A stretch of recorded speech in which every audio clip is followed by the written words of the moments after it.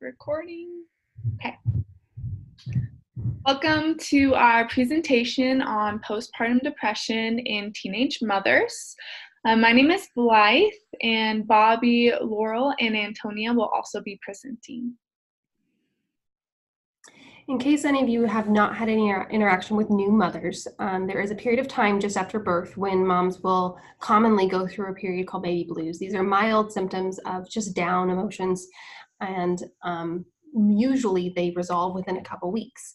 And we say they're mild, they can feel heavy, but if it goes away in a couple weeks, it's usually just a period called baby blues.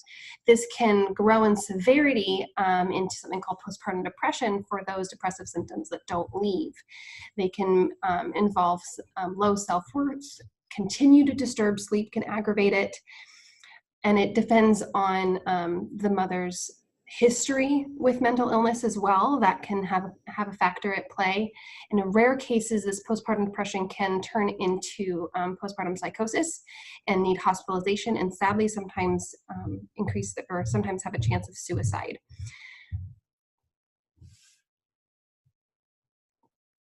So as a quick overview of our presentation, we're talking about adolescent mothers who are going through the critical stage of development of adolescence, discovering their identity, defining their roles as they transition into adulthood.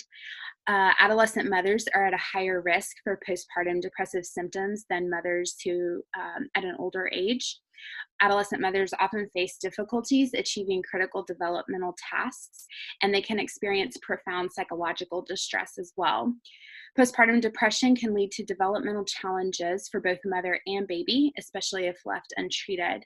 And helpful therapies that we reviewed and will discuss include interpersonal therapy and cognitive behavioral therapy, as well as new therapies that are emerging like internet-based therapy.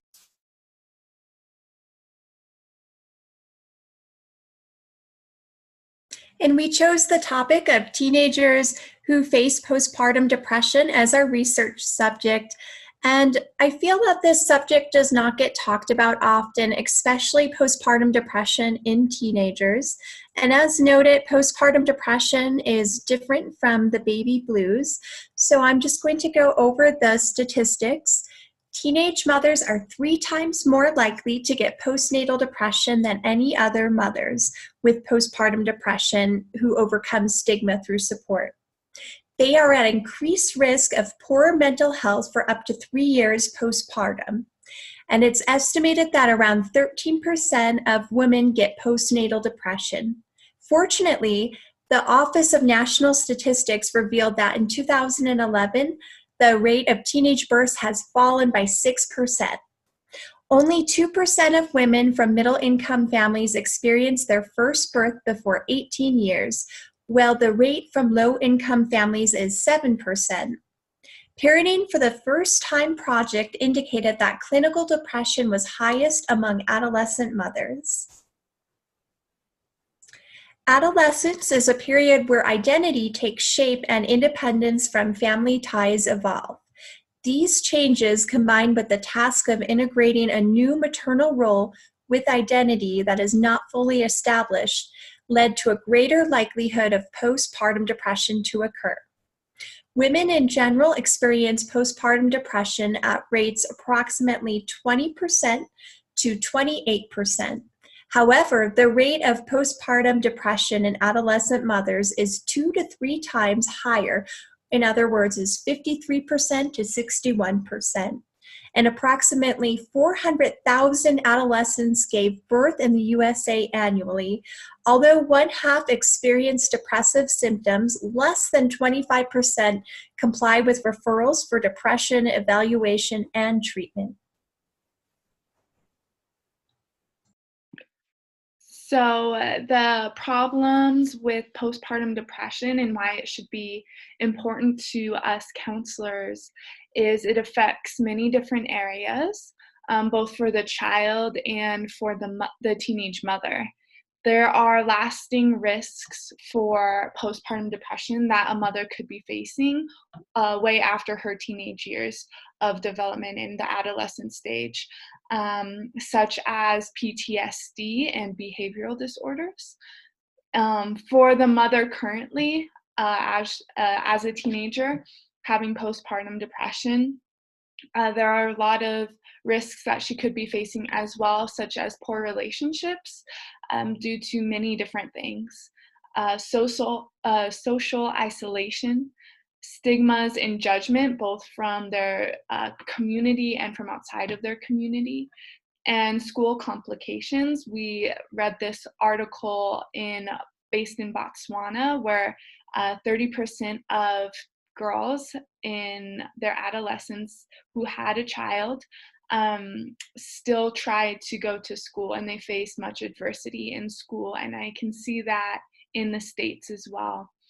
And there is comorbidity as well with facing postpartum depression, with PTSD, anxiety disorders, and other behavioral disorders, some of what we talked about in the statistics slides.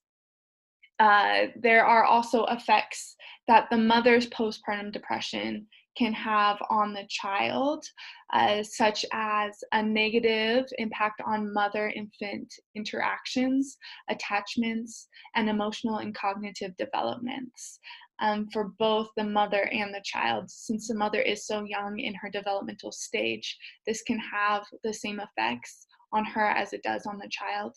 And the teenage moms can respond with negative behavior. Will also, it's shown in research, will make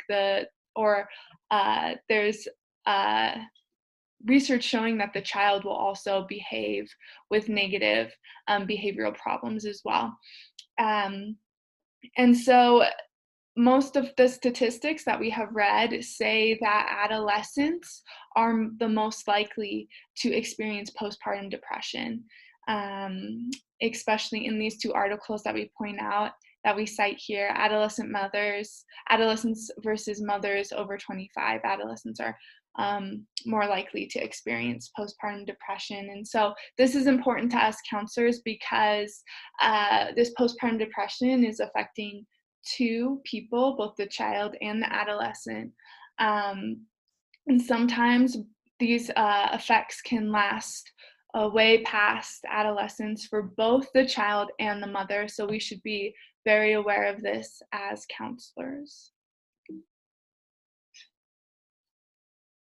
And in many of the studies that we reviewed, the sample populations used for research were actually minority groups, oftentimes African American mothers or Latina mothers.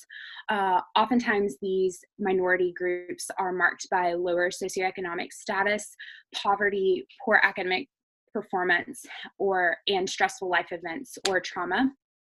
Some of the barriers that these minority groups face are a lack of knowledge about depression. So they may not be able to identify that the feelings that they are experiencing are actually depressive symptoms, just because of a lack of knowledge about what depression is.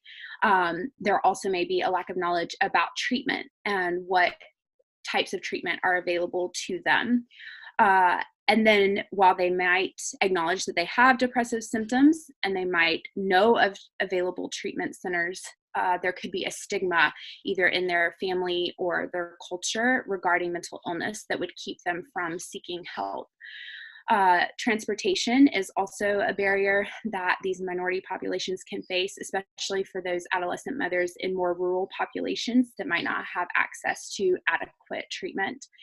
And then the cultural insensitivity of the provider, or just the lack of knowledge of the provider regarding the cultural orientation of the mother, can have a huge effect on the effectiveness of treatment. A couple of statistics: Latina adolescents have a substantially higher birth rate than that of any other group in the United States. And in the foster care system, approximately 50% of females in foster care have been pregnant at least once before the age of 19 years.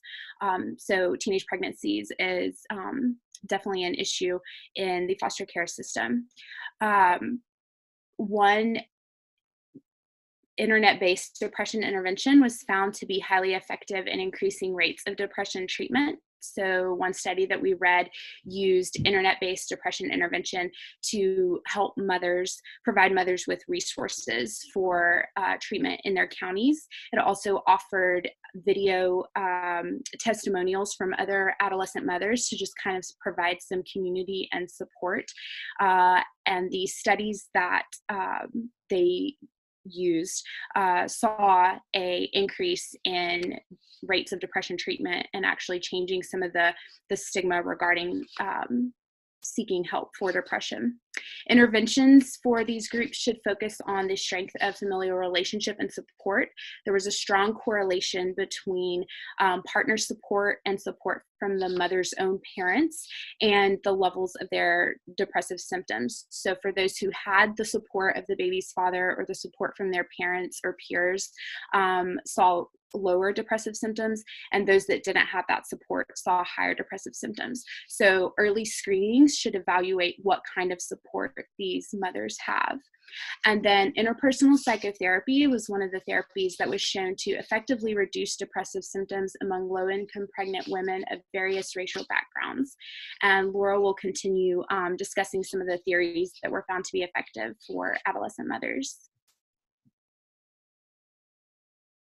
Even though a majority of our research was done on minority populations and our adolescent population, the research that we have, or research that we could find supporting and evaluating the counseling procedures and counseling therapies for postpartum depression were very, very hard to find.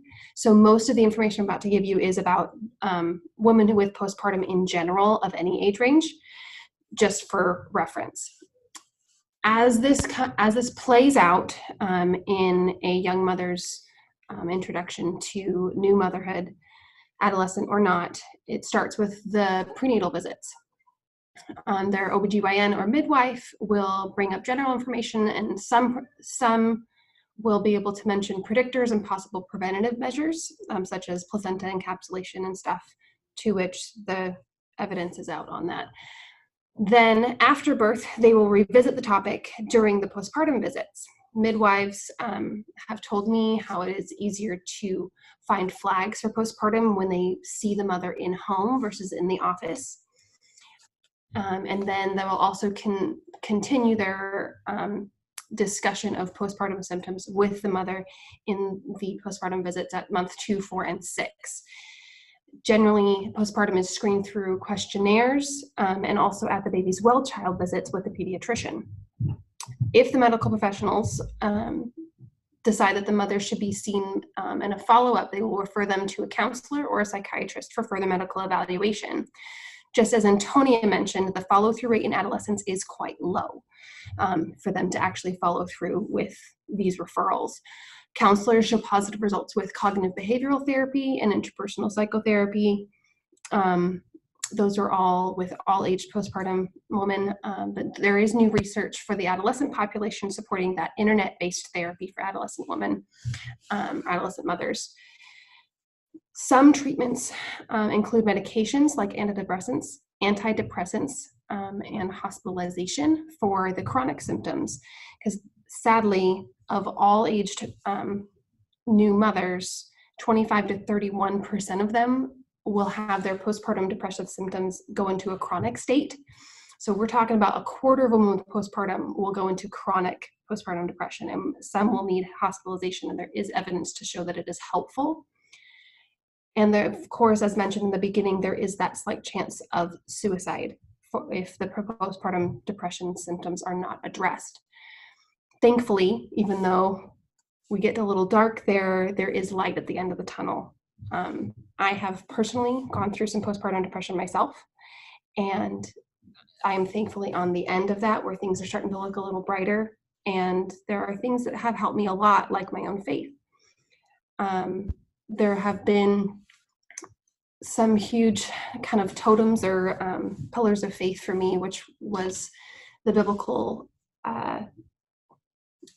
notes of our absolution of guilt, alleviation from toil, and hope. My depression does not mean that I'm a failure as a mother. I get that from Genesis 6.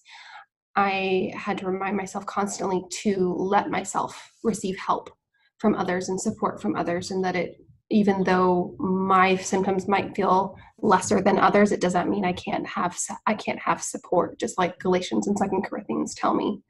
I find hope in, I kind of had a motto of I can do all things through God who strengthens me from Philippians 4:13. And there's been this anthem since my firstborn of Oceans by Hillsong United, that whenever things are their hardest and their darkest for me, singing that song has been a huge, just a huge pillar to hold on to. So as I was going through all the research, I found that the weight of postpartum can be so heavy and so confusing and seems so dark, especially when you are young and you might not really know what's going on. It can almost feel like life is being suffocated away from you. And the verse that came into my head was John 10:10, that says, "The thief's purpose is to steal and kill and destroy. My purpose is to give them a rich and satisfying life." And whatever somebody's relationship with the Lord is, for me, I can be that way of reflecting the love and life that God has for his children, for his people, and for these adolescents struggling with postpartum depression. And so in the counseling room, or as I'm meeting with anybody, it needs to be on my heart that my purpose is to do the will of the Lord, which is to help bring rich and satisfying life, and to reflect that hope and to reflect that life and light to these teenagers struggling with postpartum depression. And as I reviewed these studies, the verse that kept coming to my mind was Psalm 139:14, which is, "I praise you, for I am fearfully and wonderfully made." And as we've studied during this course in our text, adolescents are going through such a critical stage of identity development. And when young girls add motherhood on top of that, it's so easy for their identity to get lost and confused. And I think when we as counselors can provide them with a sense of self-worth, of how they were created by God for a very specific purpose, that they are fearfully and wonderfully made, and so is the child that they've given birth to. If we can help them see that and see their own value and worth, I think we can help them overcome their postpartum depressive symptoms and help point them towards a supportive community that can also help alleviate some of that, and help them transition from this time of adolescence into their stage of young adulthood. And I feel that prayer is very powerful in all aspects of our life, but especially with mothers who are experiencing postpartum depression. Philippians 4:8 reminds us to pray about everything. And Nehemiah 1:5 offers a special prayer for mothers, reminding they're always strong, and it's love that keeps them strong. Whether it's the love from God, love from their family, love is one thing that's going to strengthen the mothers. I would like to end by doing a prayer for any mothers who are going through postpartum depression. Father, praise you for motherhood, even amidst the physical trials and emotional pain. Even in our weaknesses, your loyal love holds us up. You are strong. Your strength holds us together when we are falling apart. Father, I just want to pray for anybody who is going through postpartum depression, for anyone who is going through any depression. Just be with them. Give them peace and love and support, and just know that they are strong in your love. And if anyone is interested, we have some additional resources by the National Institute of Mental Health.